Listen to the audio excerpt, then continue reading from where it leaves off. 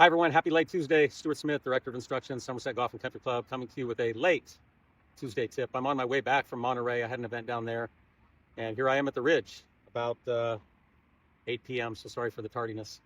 In my event, I started thinking about, when I use the line on the ball to aim and when I don't. Certainly when I'm 4 to 7 feet, that seems to be a good distance for me to use the line. Usually if I'm farther than that, I don't use the line. In that I don't want to be secured in, even though I may have made my decision on how much it breaks, I don't want to be locked into anything, and I'm trying not to steer the ball, on those long putts.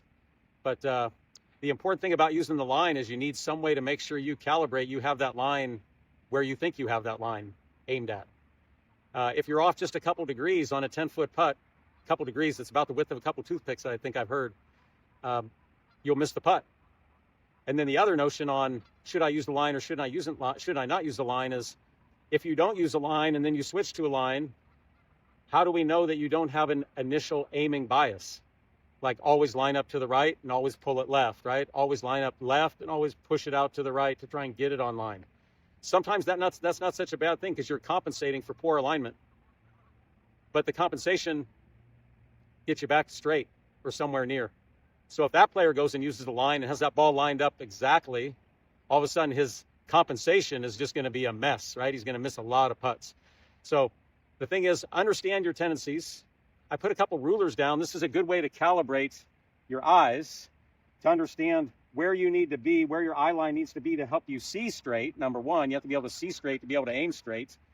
And then using maybe an above ground aiming string to track your eyes down to a point that you know is accurate, and you set the aiming string to your alignment aid on your putter.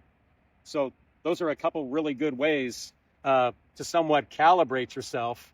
Again, and then when aiming that line on the ball, you better make sure that it's lined up.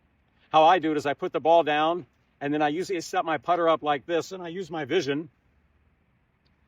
I get the line of that ball right on the right or left side of the shaft with my putter tilted up, and then I work my eyes up to see where it's crossing up near the hole. So a longer putt, I probably have to go, if I use it for a longer putt, I need the putter a little bit steeper.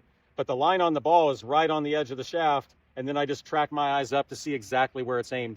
That's a lot like what you'd maybe see Bryson do, and other players as well, but Bryson comes to mind when it comes to that. Let's aim better. Let's understand our tendencies, and let's calibrate ourselves better to see straight. Have a great rest of the day or evening, and I'll see you next Tuesday.